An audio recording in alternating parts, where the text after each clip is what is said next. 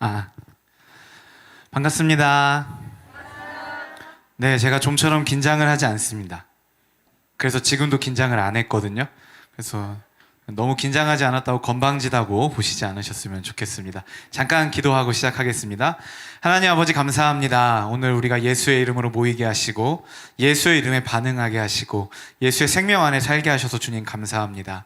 하나님, 오늘 우리가 주의 말씀 앞에 섭니다. 하나님, 어린아이로부터 그리고 또한 작년의 모든 성도님들까지 주의 말씀 앞에서 가장 정직하고 순전하게 반응하는 귀한 은혜의 시간 될 수 있도록 주여 역사하여 주시옵소서. 감사드리며 예수님의 이름으로 기도합니다. 아멘. 네, 목사님께서 저를 소개해 주셨는데 호산나 교회에서 청년 사역을 하고 있다라는 것 빼고는 그 사람이 제가 맞는지 잘 모르겠습니다. 아무튼 저는 부산에 있는 호산나 교회에서 20살부터 27살 청년들과 함께 신앙생활하고 있는 구세영이라고 합니다. 저는 결혼 11년 차고요. 그래서 딸이 첫째가 9살, 그리고 둘째가 5살인데 오늘 이제 여기 출발하기 전에 가족들하고 얼굴 보고 이제 인사하고 오려고 왔다가 잠깐 소파에 이렇게 반쯤 걸터 있었어요. 근데 딸이 요즘 햄스터를 키우는 걸 너무 좋아하거든요.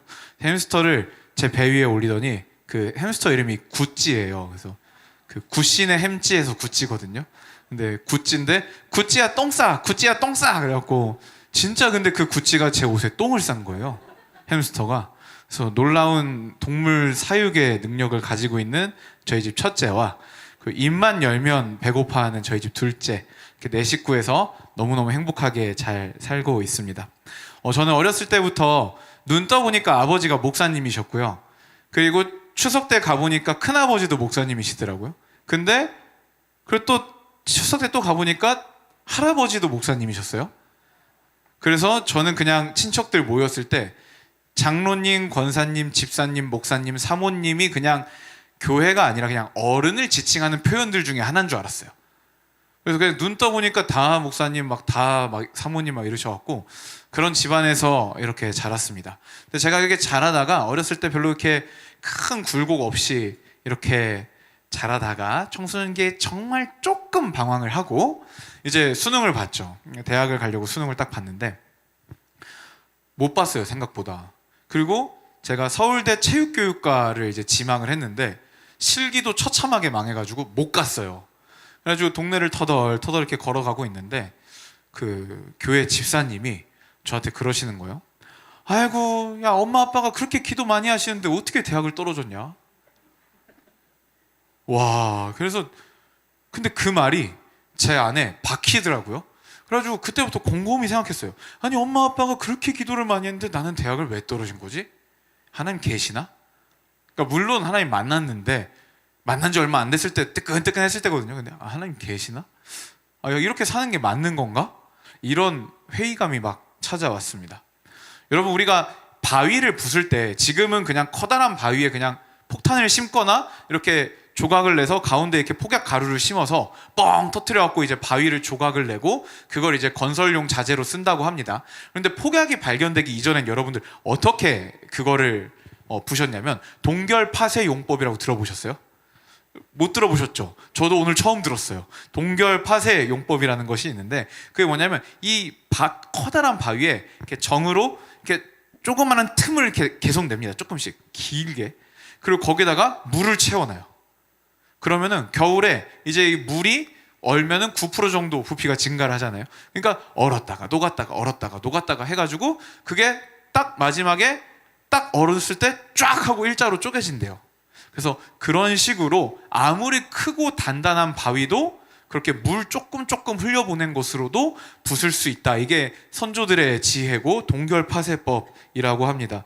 시험에는 아무리 봐도 안 나올 것 같으니까 기억하실 필요는 없을 것 같아요.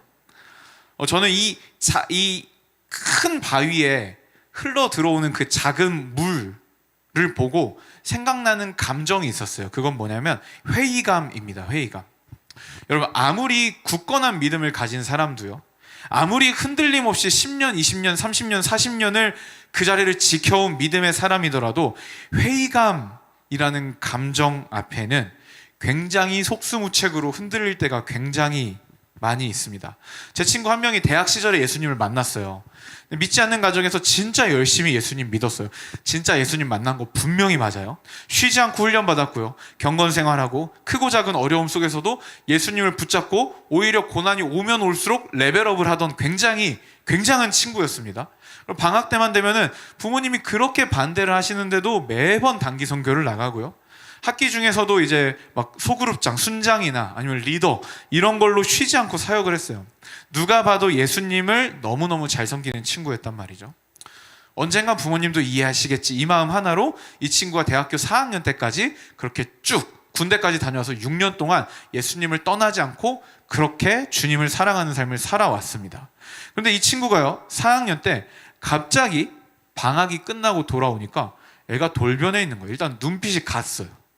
눈빛이 가고 표독스러워지는 거 있죠. 약간 이렇게 눈빛이 약간 차가워지고 그래가지고 반가워가지고 야 이렇게 했는데 왔어 이러면서 야 우리 이따가 예배 드리러 가자 그랬는데 나 오늘은 좀 바빠서 이러면서 애가 좀 이상해지는 거예요. 그래서 애가 좀 이상해졌다라는 걸 감지하고는 한 달 정도 지켜보다가 불러가지고 물어봤어요. 야 너 왜 그래? 그랬는데 그제서야 속 얘기를 하더라고요. 어느 때와 똑같이 그날도 집에 단기 선교 간다고 허락받으러 가려고 이제 아버지한테 갔죠. 근데 아버지가 그날 심하게 술을 드신 거예요. 그러니까 너무 심하게 뭐라고 하셨대요. 그리고 손찌검도 하셨대요. 그러니까 평소 같았으면은 언젠가는 우리 아버지가 장로 될 거다. 또 이렇게 선포하면서 또 이렇게 일어났을 텐데 이 친구가 그날따라 갑자기 하나님 진짜 너무하다. 이게 몇 년째야 이제 손찌검까지 하네. 아니 내가 이런 꼴 보려고 예수님 따랐나? 진짜 해도 너무한다. 하나님 살아계시면 이러면 안 되지 라는 생각이 훅 들어왔고 그 생각이 자기를 좀먹고 잠식해버리기 시작했다라고 합니다. 그 친구가 다시 회복되는 데에는 굉장히 오랜 시간이 걸렸어요. 10년 정도 걸린 것 같아요.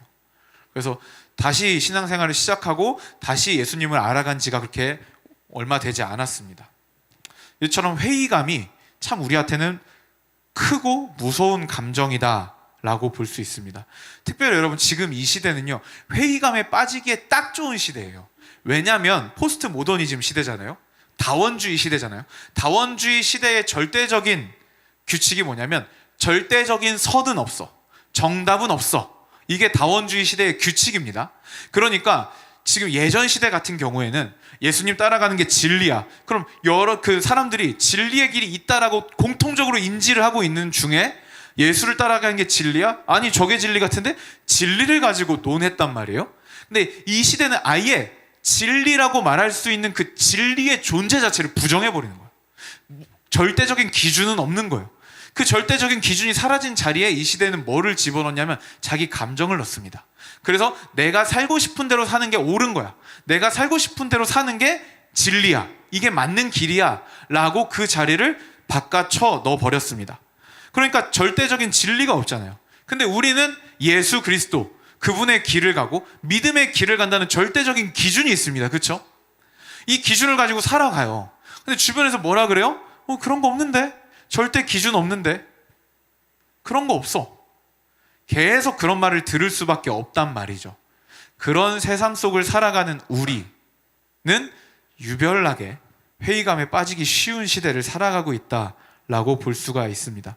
사람은요 아무리 고생스러워도요 그 고생이 값지고 고생에 대한 약속이 확실하면요 버팁니다. 버텨요. 그쵸? 요즘은 좀 유행이 좀 시들해졌지만 한참 유행했던 그 바프 찍는 거 있잖아요. 바디 프로필 찍는 거. 저 그거 찍는다고 막 준비하는 애들 보면은 왜 저러나 싶어요. 왜냐하면 찍고 3일 뒤면 돌아와요. 그러니까 찍고 3일 뒤면은 원래 모습대로 돌아오는데 그걸 찍겠다고 몇 달을 쫄쫄 굶고 몇 달을 막 운동하고 막 이래요. 그래서 와, 왜 저러나, 왜 저렇게까지 사나. 가만 보면 노예만도 못한 생활이에요. 이만큼 먹고 이만큼 운동합니다. 그러니까 이만큼 먹고 이만큼 일하는 노예보다 더 못한 삶을 살아요. 그 사람들은. 이해가 안 돼요. 왜 저러지? 근데 그 사람들은 그렇게 했을 때 정말 내가 생각하는 이상적인 몸, 이상적인 근육질의 몸을 만들 수 있다라는 약속을 믿기 때문에 그 고생을 하는 겁니다. 사람은요 보상이 확실하거나 결론이 확실하면요 그 고생을 해요. 하죠. 그쵸? 그래서 우리 막 저녁 먹을 때 막 2숟갈씩 덜고 막 그러잖아요. 안 들으신 분들이 유독 웃으시는 것 같아요. 네.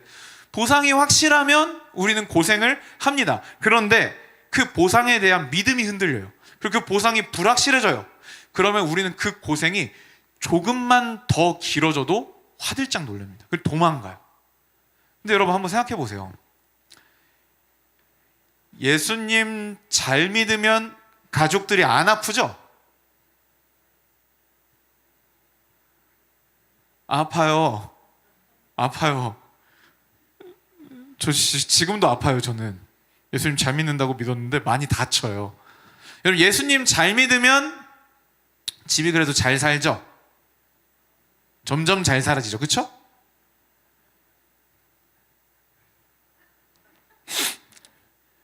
우리 열심히 일해요. 잘 살아봅시다. 네. 예수님 잘 믿으면 내가 사귀고 싶은 사람이랑 사귀어지고, 예수님 잘 믿으면 내가 원하는 대학 가고, 예수님 잘 믿으면 부자 되고, 예수님 잘 믿으면 건강하고, 예수님 잘 믿으면 가족 화목하고. 아니죠. 그것들은 우리가 또 예수님을 잘 믿으면서도 추가적으로 굉장히 열심히 뭔가 해내야지 쟁취할 수 있는 것들입니다. 그러니까요, 여러분 예수님 잘 믿는다고 했을 때 그 잘 믿는 것에 대한 반대급부, 보상이 눈에 보이면 우리가 이 길을 쭉 갈 수 있어요. 예수님 잘 믿으면 자 이번 주에 예수님 믿으신 지 5년 되신 분 손 들어보세요. 네, 3분 계시네요. 네, 여기 5억씩 나눠드리겠습니다. 네, 우리 계속 믿음의 길 잘 달려봅시다. 우리 이번 주에도 특별한 손님이 오셨네요. 예수님 믿으신 지 60년 되신 할머니십니다. 예, 할머니 여기 60억을 드리겠습니다. 계속해서 믿음의 길을 정진해 주세요. 이러면 누가 믿음을 떠납니까? 예수를 믿는다는 것, 그 믿음의 길을 간다는 것 쉽지 않잖아요. 많은 것들을 절제하고 많은 것들과 맞바꿔야 돼요. 우리가 그건 어쩔 수 없어요. 대가 지급을 해야 된다고요. 그런데 그것을 우리가 그 길을 꾸준히 갔을 때 이 땅에서 우리 눈에 보이는 반대급부, 보상이 주어지는가에 대한 회의감이 몰려오면 이 예수를 따라가는 이 길을 그 자리에서 그 즉시 이탈하기가 굉장히 쉽다라는 겁니다. 근데 여러분, 이 회의감이 다스리는 시대는요, 지금 이 시대가 처음이 아니었어요. 이제부터 본문을 읽을 건데요, 말라기서예요. 3장 13절부터 18절인데 한 절씩 읽어보도록 하겠습니다. 이 사람들이 어떤 회의감을 가지고 있는지 한번 보세요. 13절 제가 읽겠습니다. 여호와가 이르노라, 너희가 완악한 말로 나를 대적하고도 이르기를 우리가 무슨 말로 주를 대적하였나이까 하는도다. 14절 읽어주실래요? 시작. 이는 너희가 말하기를 하나님을 섬기는 것이 헛되니 만군의 그렇군요. 행하는 것이 무엇이 유익하리요. 제가 최대한 또박또박한 건 잘 읽어볼게요. 13절부터 잘 들어주세요. 말라기 3장 13절부터 18절입니다. 여호와가 이르노라, 너희가 완악한 말로 나를 대적하고도 이르기를 우리가 무슨 말로 주를 대적하였나이까 하는도다. 이는 너희가 말하기를 하나님을 섬기는 것이 헛되니 만군의 여호와 앞에서 그 명령을 지키며 슬프게 행하는 것이 무엇이 유익하리요. 지금 우리는 교만한 자가 복되다 하며 악을 행하는 자가 번성하며 하나님을 시험하는 자가 화를 면한다 하노라 함이라. 그때 여호와를 경외하는 자들이 피차에 말하매 여호와께서 그것을 분명히 들으시고 여호와를 경외하는 자와 그 이름을 존중히 여기는 자를 위하여 여호와 앞에 있는 기념책에 기록하셨느니라. 만군의 여호와가 이르노라, 나는 내가 정한 날에 그들을 나의 특별한 소유로 삼을 것이요 또 사람이 자기를 섬기는 아들을 아낌같이 내가 그들을 아끼리니 그때 너희가 돌아와서 의인과 악인을 분별하고 하나님을 섬기는 자와 섬기지 아니하는 자를 분별하리라. 아멘. 우리가 읽은 이 말라기서는요, 그 구약 성경의 맨 마지막에 있는 책입니다.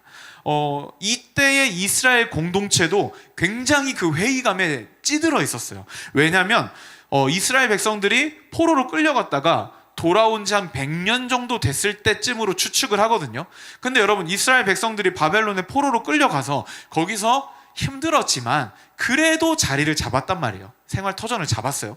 그런데 이제 포로들 귀환하래, 돌아가자 라고 했을 때 돌아가는 건 와, 고향 가자 하고 신나면서 따라갈 일이 아니었어요. 모험이었어요.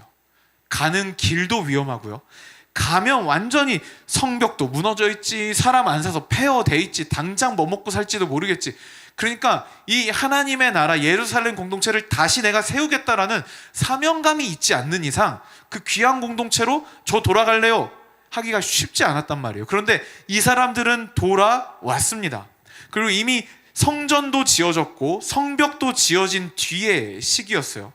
그러니까 이제 막 성전이 지어졌을 때면 와, 성전 지어졌다, 이제 우리 한번 열심히 해보자 할 수 있겠어요. 그런데 이미 그 뒤로도 시간이 제법 지난 뒤에요.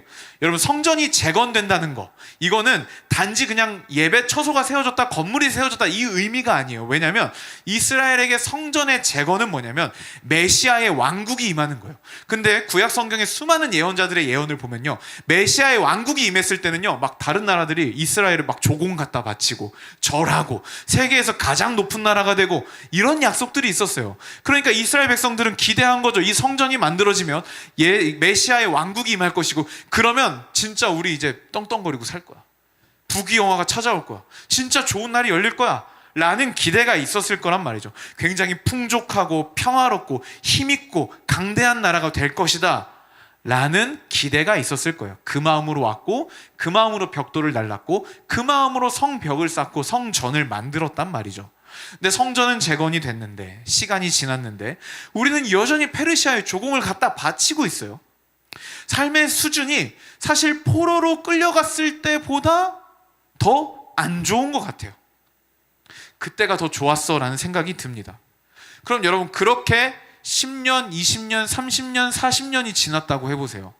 그럼 여러분, 이스라엘 공동체가 지쳤을까요? 안 지쳤을까요? 많이 지쳤겠죠. 이게 맞나? 하나님 정말 약속 지키시나? 진짜 하나님은 이스라엘을 돌보시나? 우리 속은 거 아니야? 속된 말로 개고생한 거 아니야? 헛수고한 거 아니야? 라는 회의감이 짙게 찾아올 수밖에 없다라는 거죠. 그 와중에도 뭐 느헤미야나 학개 이런 위대한 리더들이 이방인과의 결혼을 금지시키기도 하고 이스라엘의 그런 무너진 여러 가지 제도들을 다시 세웠어요.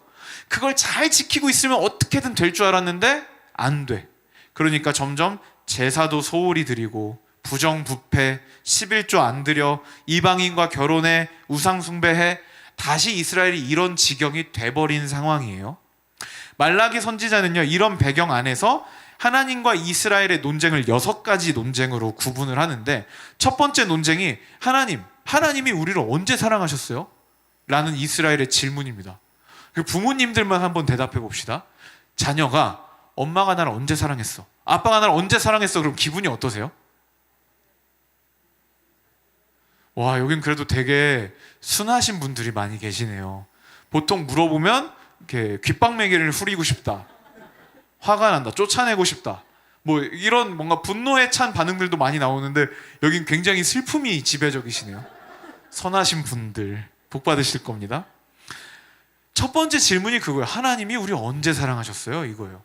너무 아프죠. 말이 너무 아파요. 그리고 나서 5가지 논쟁을 거쳐서 하나님, 당신은 공의로우십니까? 당신은 살아계십니까? 당신은 우리를 돌보십니까? 이런 아픈 질문들을 거쳐서 오늘 우리가 읽은 본문에서는요, 마지막 6번째 논쟁이 시작이 됩니다. 13절에 보시면 이렇게 말합니다. 잘 들어보세요.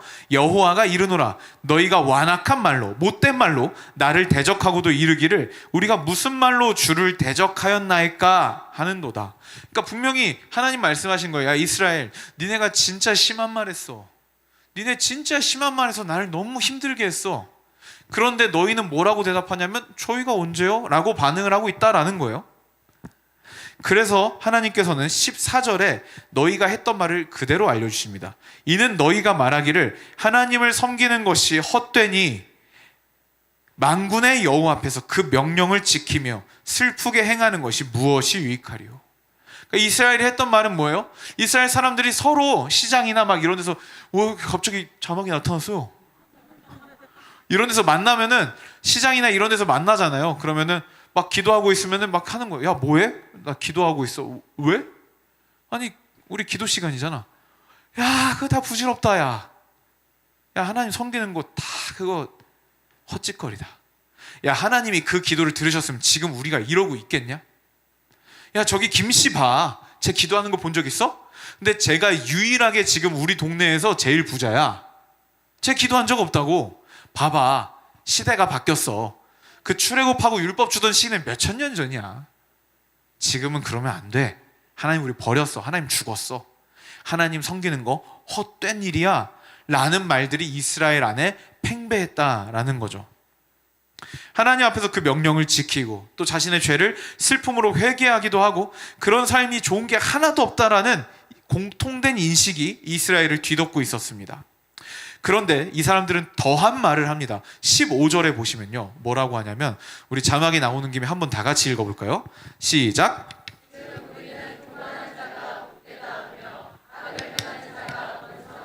하나님을 시험하는 자가 화를 면한다 하노라 함이라. 살아보니까 하나님의 말씀을 지킨다고 이것저것 절제하고 율법을 지키려고 막 노력하고 막 자기 마음대로 안 하고 절제하고 이런 게 아무런 도움이 안 되고 오히려 교만하게 자기 마음대로 사는 사람이 더 잘 살고 오히려 그런 사람들이 재앙을 비껴가더라. 이런 공통된 인식이 이스라엘 안에 있었습니다. 여러분, 이런 마음들 이스라엘 안에만 있었을까요? 그 시대에. 우리 청년들, 청소년들 인스타 많이 하시죠? 그렇죠? 많이 하시죠? 요즘 여름 되니까 자꾸 헐벗은 형제들이 제 인스타에 나오더라고요. 와, 멋있대요. 막 이래가지고 막 휴양지에서 막 와, 화려하고 멋있고. 여러분, 그런 삶을 나도 모르게 동경하지 않아요? 안 해요. 여러분은 하나님의 자녀예요. 여러분은 멋있어요. 하나님을 모르는 것 같지만 화려한 사람들, 하나님을 모르는 것 같지만 정말 있어 보이고 멋있어 보이는 그런 사람들, 나도 모르게 인스타그램으로 염탐하면서 부러워할 때가 우리에게 왜 없겠습니까? 그러면서 그런 거 보다가 또 교회 가야 돼. 그리고 교회 가요. 그럼 또 교회 가면은 또 그 인스타그램에 보이던 화려한 사람들은 없어. 그냥 약간 비슷해 보이는 친구들, 그냥 내가 조금 더 나은 것 같은 친구들이 여기서 막 기타 치고 있고 막 노래 부르고 있어요. 막. 근데 말이 나와서 그런데 여기는 약간 찬양팀을 외모로 뽑으시나요? 굉장하신, 저 깜짝 놀랐어요 진짜. 외모에 놀래고 기타 실력에 놀래. 너무 기타라고 말해버렸네. 네. 저는 여성분과 결혼을 했습니다. 네. 아무튼 그렇지 않아요? 우리가 선망하고 우리가 부러워할 만하고 와, 저렇게 살고 싶다 라고 꿈꿀 만한 사람들은 교회에 와보면 없는 것 같고, 그런 사람들은 세상에만 있는 것 같고, 그런 삶이 멋있는 것 같고, 그리고 그런 삶을 나도 모르게 동경하고 있고, 하나님 아무리 따라가 봤자 나는 그런 삶을 살 수 없을 것 같고, 그런 마음들이 우리에게 들어와 있어요. 이미 회의감은 우리의 마음이 꽁꽁 얼기만을 기다리고 있다고요. 깨버리려고. 그런데 여러분, 오늘 본문에서 그런 회의감이 가득한 그 시대 속에서도 이런 사람들이 있었대요. 진짜 희귀한 사람들이 있었대요. 16절 말씀 우리 다 같이 한번 읽어볼까요? 시작. 그때 여호와를 경외하는 자들이 피차에 말하매 여호와께서 그것을 분명히 들으시고 여호와를 경외하는 자와 그 이름을 존중히 여기는 자를 위하여 여호와 앞에 있는 기념책에 기록하셨느니라. 여러분, 그 시대에도 여호와를 경외하는 자들이 여전히 있었대요. 근데 그 사람들이 서로 피차, 토크 이치 아더, 자기들끼리 피차 이야기를 했대요. 제가 원래 발음이 너무 원어민이랑 비슷해갖고 한국화 좀 한 거예요.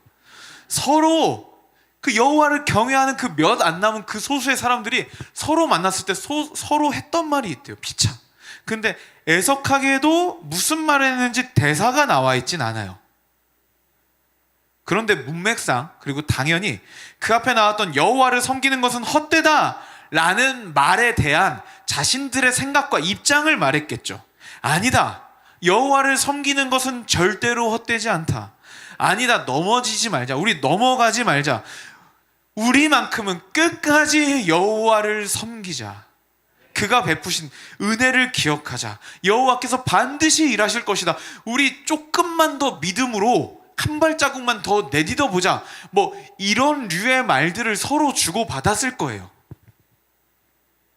그렇게 피차 그렇게 말하며 힘든 시대를 견디고 있는 그들, 고단한 삶, 경제적으로도 육체적으로도 참 고단한 삶을 힘겹게 버티면서 여호와를 섬기고 있는 그들에 대해서 하나님은 16절에 뭐라면 그들의 말을 분명히 들으시고 똑똑히 들으시고 집중하여 경청하셨다라는 뜻이에요. 이게 하나님이 그들의 말을 똑똑히 집중하여 경청하실 뿐만 아니라 여호와 앞에 있는 기념책에 기록하셨다라고 합니다.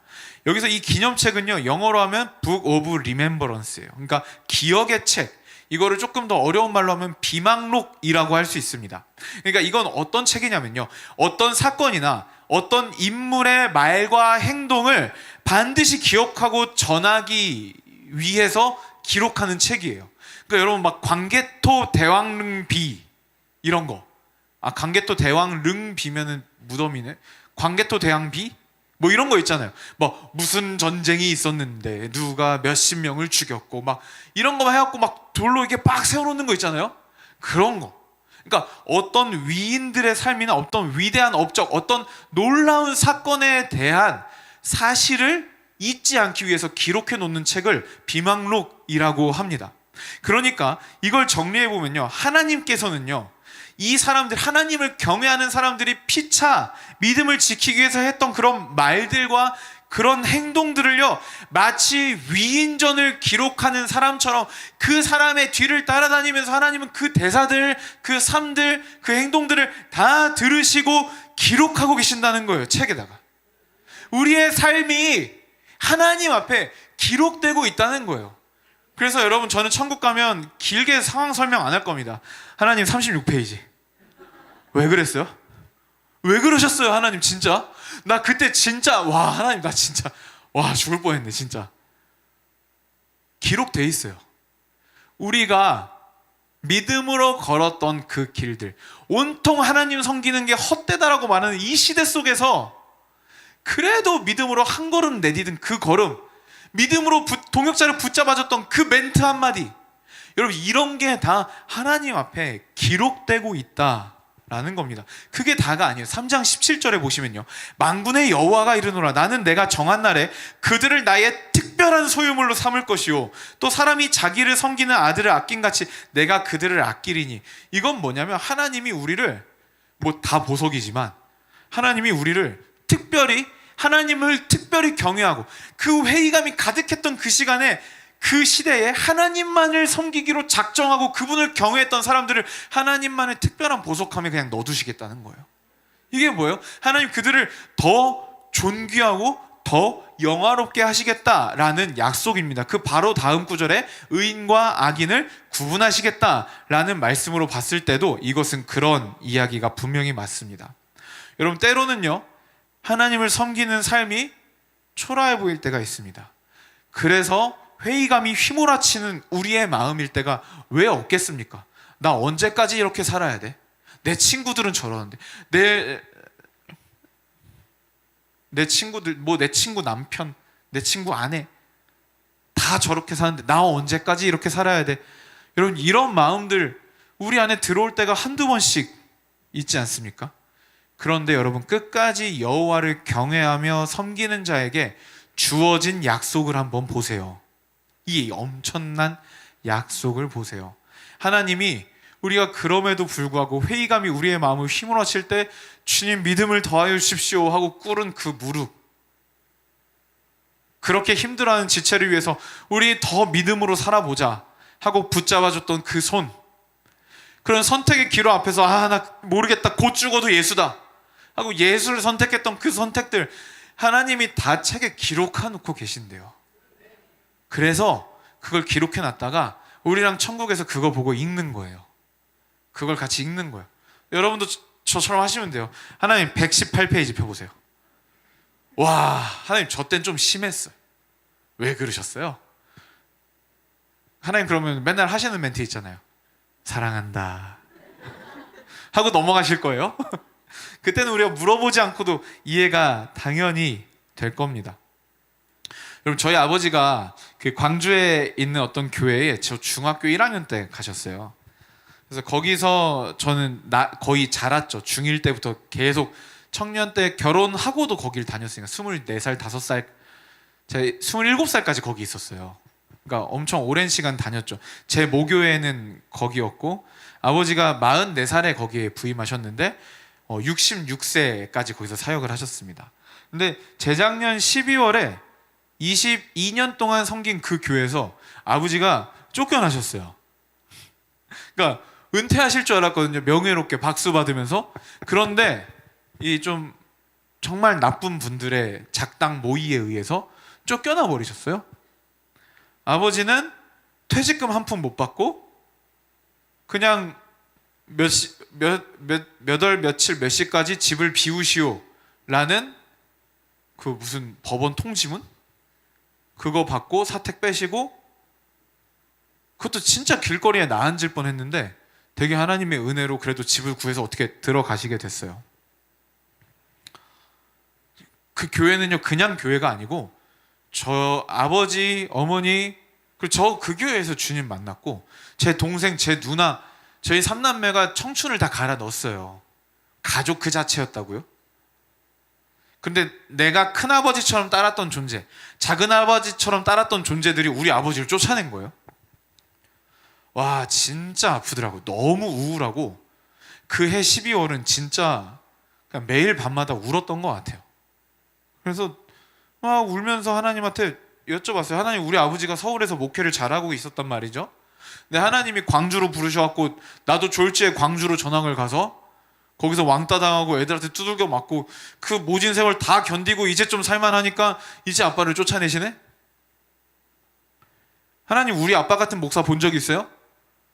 자신의 입신양명과 출세가 아니라 하나님 뜻이라면 가겠습니다 하고 서울에서 담임 목회 잘하고 있는데 전라도 광주까지, 이거 유배도 아니고 그런 목사 하나님 보신 적 있냐고요. 근데 우리 아빠가 그렇게 순종을 했으면 자식 3명이 강남 8학군에서 공부를 잘하고 있었다고요. 근데 다 때려치고 내려가셨다고요, 아버지가. 그럼 하나님, 결말이 아름다워야죠. 이게 뭐예요, 하나님? 본의 아니게 저도 목사가 됐는데, 본의 아니게였지만 너무 목사가 되고 싶었습니다. 하나님 제 마음을 바꾸셨어요. 아버지의 가신 길의 결론이 저거면은, 혹시 내 결론도 저거 비슷하면 나는 안 갈랍니다, 하나님. 이게 뭐예요, 하나님? 진짜 이 감정이 해결이 안 되더라고요. 그래서 시간은 다가오고 아버지가 이제 마지막으로 설교하시고 교회를 영영 떠나는, 이제 다시는 그 교회를 우리 가족들은 갈 수 없는 그 날이 왔어요. 그래서 아버지가 설교를 끝나시고 나오셨을 때쯤 시간을 봐서 아버지께 전화를 드렸어요. 전화를 드리니까 아버지 울고 계시더라고요. 이미 아버지가 전화를 받았는데 아버지는 우시면 콧물을 드세요, 자꾸. 그래. 아버지 이미 울고 계신 걸 아니까 저도 울었죠. 따라 울었어요. 그래서 한 5분 정도 서로 아무 말을 못하고 있다가, 아버지가 경상도 분이시거든요. 안 그래도 말수가 없으세요. 아무 말도 못하고 있다가 제가 용기를 내서 한마디 했어요. 아버지 수고하셨습니다.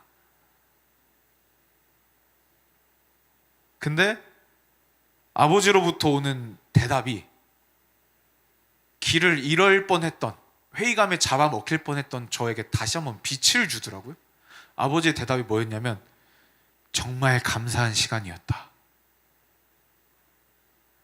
저는요, 죽어라 섬긴 22년에 대한 보상을 받고 싶었어요. 22년에 대한 보상이 이거예요, 하나님? 이게 뭐예요? 하나님께 그걸 따지기 바빴어요. 근데 저희 아버지는요, 그 22년의 세월 자체가 보상이었던 거예요.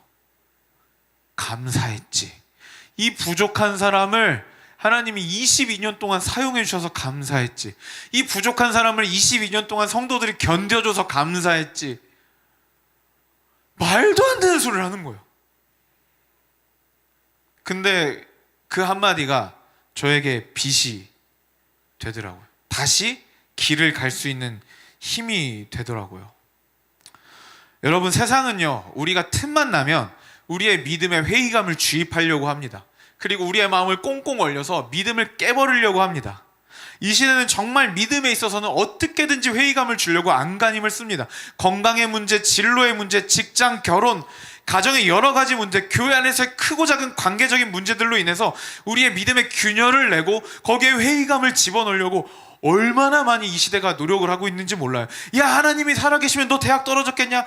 야, 하나님이 살아계시면 너희 가족은 왜 그렇게 되겠어? 야, 너 교회에서 사는데 하나님이 살아계시면 왜 너희 엄마는 안 낳아? 온통 이런 말들로 우리의 마음을 비집고 들어와서 우리가 회의감 때문에 터져서 쓰러지기를 이 시대는 기다리고 있고 사단은 그걸 노리고 있어요. 근데 여러분, 오늘 이 말씀이 우리의 마음에 빛이 되기를 원합니다. 주를 섬기는 것은 절대로 헛되지 않습니다. 온 세상의 70억 인구가 우리를 조롱하고 비웃는다고 하더라도 오히려 그런 세상일수록 우리가 주를 섬기는 것은 더욱더 빛이 날 줄 믿습니다. 여러분, 이 땅 몇 년 사실 거예요? 100년 정도 잡아봅시다. 우리 청소년들 기준으로 100년 산다고 쳐봅시다. 그러면 천국에서 몇 년 사실래요? 200년? 300년? 400년? 아니요, 영원히 이 땅에서 잠깐 보상이 없다고 해서 여러분, 믿음을 낙심하는 건 정말 바보 같은 짓이에요. 여러분, 빠피코 드셔보셨어요? 여러분도 서민 음식 드시네요?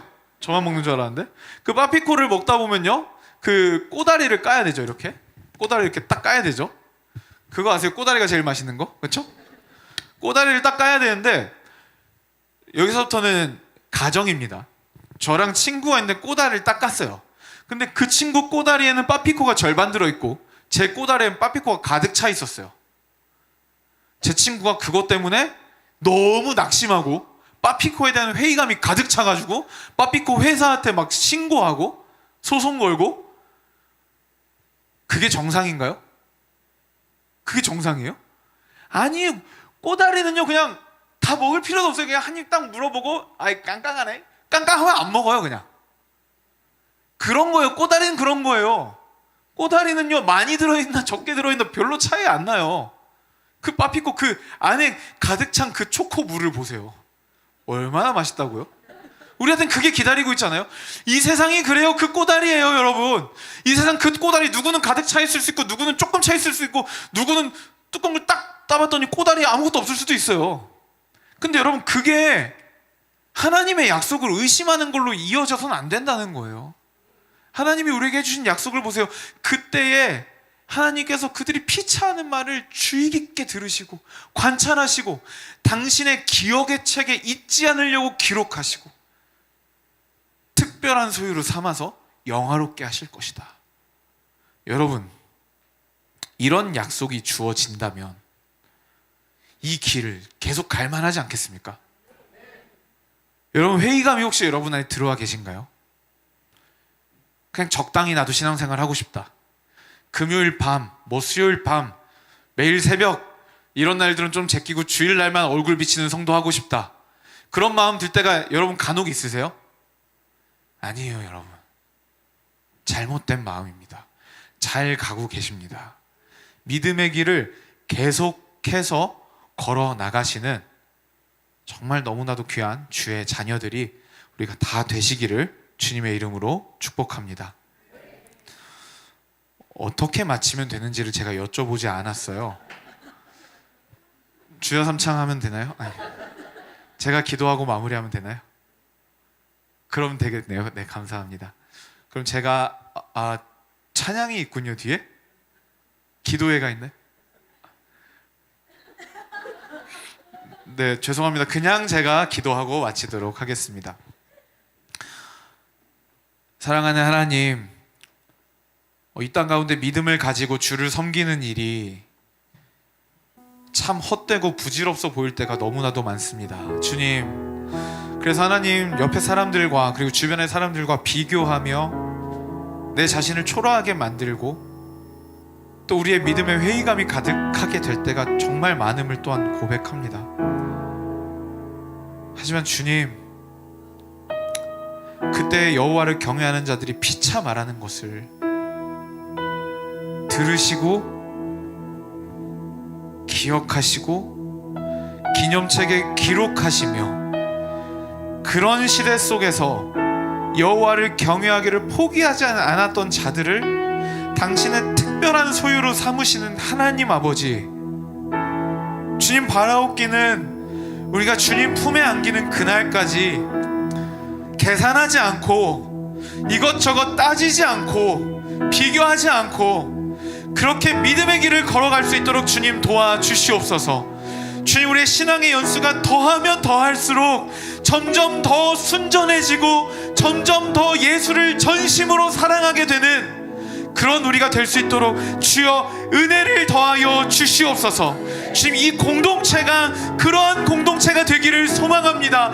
피차의 믿음을 권면하고 연약한 믿음을 일으켜 세우며 믿음이 연약해진 자들을 붙들고 기도하며 일으켜 세워주는 귀한 공동체가 되기를 소망하오니 주여 성령으로 충만하게 하여 주시고, 아버지 하나님 말씀을 들을 때에 귀가 열리며 하늘이 열리는 귀한 은혜의 역사가 끊이지 않는 공동체가 될 수 있도록 주여 역사하여 주시옵소서. 그렇게 하실 주님을 찬양합니다. 주님 홀로 영광받아 주시옵소서. 감사드리며 예수님의 이름으로 함께 기도합니다. 아멘.